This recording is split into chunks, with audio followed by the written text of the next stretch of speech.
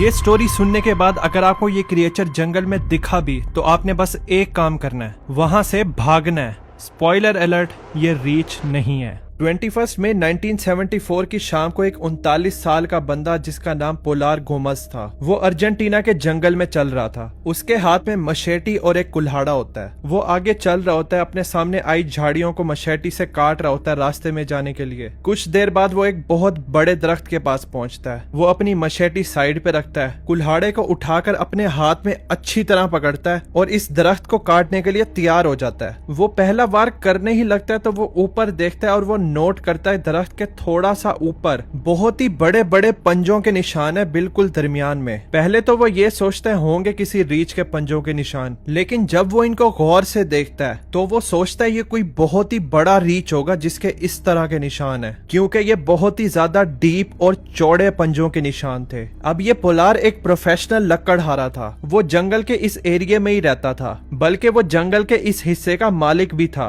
और उसका कैबिन यहाँ से सिर्फ थोड़ा सा दूर था। वाइल्ड लाइफ से उसका आमना सामना होना उसके लिए बड़ी आम सी बात थी, जैसे कि रीछ वगैरह हो गए। उसके घर वाले कहते थे ये तो पागल है जो इधर अकेले रह रहा है, क्योंकि उसके सबसे करीबी नेबर्स भी यहाँ से मीलों दूर थे। ना उसके पास मोबाइल था, ना उसके पास गाड़ी थी, वो बिल्कुल अकेला रहता था। तो इस आइसोलेटेड जंगल में रहने की वजह से पोलार का सामना रीछ से होता रहता था और वो इनसे डरता नहीं था। उसको पता था जाहिर है मैं जंगल में रह रहा हूँ, अब इनसे सामना तो होगा ही। उसको ये भी पता था उसके फ्रेंड्स और फैमिली उसको पागल कहते हैं, इस वजह से नहीं कि वो यहाँ पर अकेला रह रहा है या उसके पास मोबाइल नहीं है और गाड़ी नहीं है, बल्कि वजह ये थी कि लोकल लोगों के मुताबिक ये वाला एरिया फॉरेस्ट का हॉन्टेड था। यहाँ पर कोई बहुत बड़ी अननेचुरल क्रिएचर्स भी फिरती रहती हैं फॉरेस्ट में और वो पोलार जैसे लोगों का शिकार करती हैं। लेकिन पोलार को इन फजूल बातों पे कोई यकीन नहीं था। तो जब वो उन पंजों के निशान देखता है वो कहता है ये रीछ के ही होंगे, ये कोई अननेचुरल क्रिएचर नहीं है, वो बस फजूल कहानियां हैं। तो पोलार बस ये दरख्त काटना शुरू कर देता है। जैसे ही ये दरख्त जमीन पर गिरता है और एकदम से धड़ाम की आवाज आती है तो उसी लम्हे पोलार के बिल्कुल पीछे उसको एक बहुत ही खौफनाक गुर्राने की आवाज सुनाई देती है, जैसे कोई बहुत बड़ा जानवर हो जो उसके पीछे से आ रहा हो। तो पोलार एकदम से पीछे मुड़कर देखता है तो कोई भी नहीं होता। उसको बस खाली जंगल दिख रहा था, हर तरफ दरख्त थे और कोई भी नहीं था। तो पोलार सोचने लग जाता क्या मुझे कुछ सुनाई दिया है? क्या वाकई इस दरख्त के गिरने की आवाज वैसी थी जैसे मेरे पीछे से गुर्राने की आवाज थी? क्या मैं नफसियाती तो नहीं हो गया?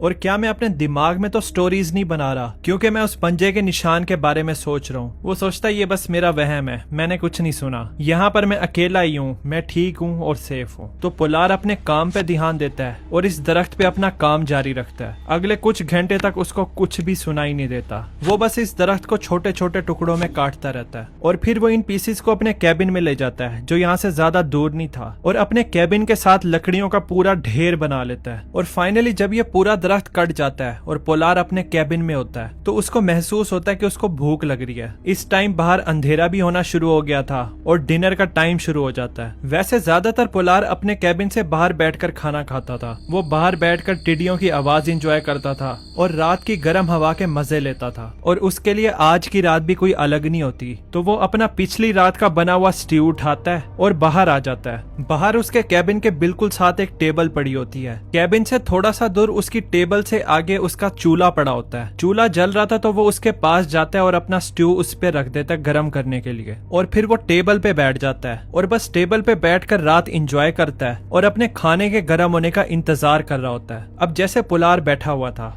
तो वो बड़ी अजीब सी चीज नोटिस करता है। यहाँ पर एक भी टिड्डी की आवाज सुनाई नहीं दे रही थी। तो वो इर्द गिर्द इस अंधेरे जंगल की तरफ देखता है तो उसको एहसास होता है जंगल बिल्कुल ही खामोश है, मतलब यहाँ पर कोई शोर नहीं था, बस यहाँ पर चूल्हे के आग जलने की आवाज सुनाई दे रही थी। अब पोलार को ये बात पता होती है जब जंगल इतना खामोश होता है उसका मतलब है यहाँ कोई आसपास बहुत ही बड़ा प्रेडेटर है। तो फिर एकदम से पोलार के दिमाग में वो पंजों के निशान याद आ जाते हैं और वो गुर्राने की आवाज जो उसने पता नहीं सुनी थी या नहीं। तो फिर वो सोचने लग जाता क्या पता वो रीछ वापस आ गया। तो पोलार अपने सामने दरख्त की लाइन को स्कैन करना शुरू कर देता है किसी भी हलचल के लिए, लेकिन यहाँ पर कुछ भी नहीं था, सिर्फ खामोशी और काला जंगल था हर तरफ। पोलार को अजीब सा महसूस होना शुरू हो जाता है। वो फैसला करता है कैबिन के अंदर जाता हूँ और वहीं खाना खाऊं क्योंकि मेरे लिए यही सेफ है। तो पोलार खड़ा होता है और कैबिन की तरफ बढ़ना शुरू कर देता है। वो अंदर एंटर होने ही वाला होता है तो उसको याद आता है स्टू तो चूल्हे के ऊपर ही पड़ा हुआ है जिसको जिसको उसने गर्म करने के लिए रखा हुआ था। तो वो मुड़ता है और एक बार फिर से इस अंधेरे फॉरेस्ट को देखना शुरू कर देता है। अभी भी यहाँ पर बिल्कुल खामोशी थी,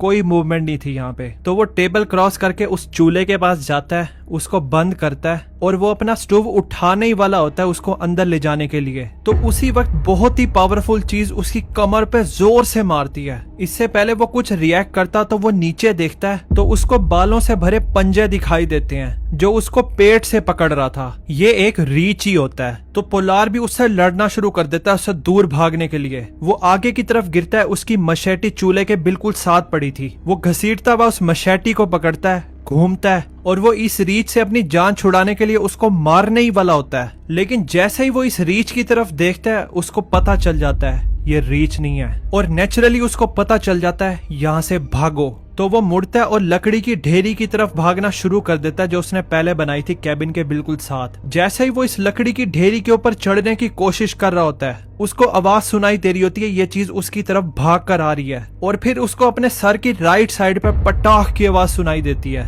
इस पॉइंट पर बेशक वो बहुत ज्यादा जख्मी हो गया था। वो होता है ना खौफनाक सिचुएशन में बंदे के जिस्म में एक्स्ट्रा एनर्जी आ जाती है जैसे कि एड्रेनलिन। तो जैसे तैसे जान लगाकर ये लकड़ी की उस ढेरी के ऊपर चढ़ जाता है। तो वो मुड़ता है इस चीज से लड़ने के लिए जो भी उसमें बची कुची जान बची थी। लेकिन जब वो मुड़ता है ये चीज गायब हो गई थी। ये फॉरेस्ट एक बार फिर से डेडली साइलेंट हो जाता है और कोई भी नहीं होता इर्द गिर्द। और जब वो ऊपर खड़ा इधर उधर देख रहा होता है इस चीज का वापस बाहर निकलने के इंतजार में, तो वो अपना हाथ उठाकर अपने सर की साइड पे रखता है तो वो महसूस करता है उसका कान ही नहीं है। ये जो भी चीज थी इसने वार करके इसका कान ही उड़ा दिया था। पोलार अपने कैबिन के रूफ पर पूरी रात खड़ा रहता है और वो इधर उधर देखता रहता है इस रीच जैसे क्रिएचर के वापस आने के इंतजार में। लेकिन वो क्रिएचर वापस नहीं आती। ये जंगल उसके बाद बिल्कुल खामोश रहता है और यहाँ पर कुछ भी नहीं होता। और जब सुबह होती है और सूरज निकलता है तो ये फॉरेस्ट वापस से नॉर्मल हो जाता है। इस पॉइंट पर पोलार थोड़ा मदहोश हुआ था खून जाया होने की वजह से और उसके सर पे भी बहुत गहरी चोट लगी हुई थी। उसको पता था उसको यहाँ से निकलकर मदद के लिए जाना पड़ेगा। तो वो छत से उतरकर यहाँ से भागता है और 1 किलोमीटर दूर इस बिल्डिंग के पास पहुंचता है। ये एक वुड वर्किंग शॉप थी और इधर बंदे भी होते हैं। तो जब वो लोग पोलार को इस हालत में देखते हैं तो उनको देखते ये बताने की जरूरत नहीं पड़ती कि पोलार को हॉस्पिटल लेके जाना है। वो उसको फौरन गाड़ी में डालते हैं और हॉस्पिटल ले जाते हैं। जब पोलार थोड़ा स्टेबल होता है उसको ट्रीटमेंट मिलती है और वो रिकवरी में होता है हॉस्पिटल में। तो वहां पर पुलिस आ जाती है उसका इंटरव्यू लेने कि वहां पर तुम्हारे साथ क्या हुआ था। तो पोलार उनको सारी स्टोरी बता देता है। जैसे एक दिन पहले उसने पंजों के निशान देखे थे, फिर उसको वो अजीब से गुर्राने की आवाज सुनाई देती है पीछे से, फिर रात के टाइम वो रीच उस पे अटैक कर देता है। फिर वो बताता है मैंने नीचे से मशेटी उठाई और उसकी तरफ मुड़ा और मारने ही वाला था। तो जब वो मुड़कर इस रीच को अच्छी तरह देखता है, ये 6 फीट का था, काले बालों से कवर हुआ था, उसके बहुत बड़े बड़े शार्प पंजे थे। मतलब वो हर लिहाज से रीच ही था सिवाय उसकी शक्ल के। ये कोई रीच की शक्ल नहीं थी बल्कि इंसान की थी। इस पॉइंट तक पोलार अपनी स्टोरी बता रहा होता है। पुलिस उसको नोट भी कर रही होती है पेन से लिखकर। लेकिन जब पोलार उस रीच का बताता है इंसान की शक्ल के साथ, तो ऑफिसर वहीं पर लिखना ही बंद कर देता है। वो ऑफिसर कहता है ये सच हो ही नहीं सकता, यहाँ कोई इंसान की शक्ल वाले रीच नहीं है। तो पोलार जो बड़ा टफ लकड़हारा था और वो अकेला जंगल में रहता था, वो कहता है मुझे पता है भाई तुम्हें ये सुनकर अजीब ही लगेगा और मुझे ये भी पता है तुम लोगों को ये रियल नहीं लगेगी, लेकिन मैं तुम्हें बता रहा हूँ मैंने रीच को ही देखा था जिसकी इंसान वाली शक्ल थी और मैंने यही देखा है। लेकिन ऑफिसर इसका बिल्कुल भी यकीन नहीं करते और इस चीज को वो सिंपली बेयर अटैक ही बोलते हैं और बस यही होता है, केस क्लोज हो जाता है। लेकिन पुलिस जो भी कहे, पोलार के इस अटैक के बाद 30 लोग सामने आए थे, जिसमें से कुछ लोगों ने उसको अपनी आंखों से देखा था और इनमें से कुछ लोगों को इस इंसान जैसी शक्ल वाले बेयर ने अटैक भी किया था अर्जेंटीना के इस जंगल में। मतलब इसको देखना इतना कॉमन हो गया था कि वहां पर रहने वाले लोगों ने इसका नाम भी रख दिया था। वो इसको ऊका मार बुलाते थे और आज तक किसी को कोई आइडिया नहीं है कि वो क्या था। इसी तरह का एक और इंसिडेंट है, वो भी जंगल में हुआ था। वो था 2 दोस्तों को एक सोने की कान मिलती है। उस कान को मिलने के बाद उनके साथ इतनी खौफनाक चीजें होती हैं जिसको सुनकर आपके होश उड़ जाएंगे। उस पे मैंने ये वाली वीडियो बनाई है, आपको हाईली रिकमेंड करूंगा कि आप जरूर देखना। मिलते हैं फिर उस वीडियो में। Thanks for watching.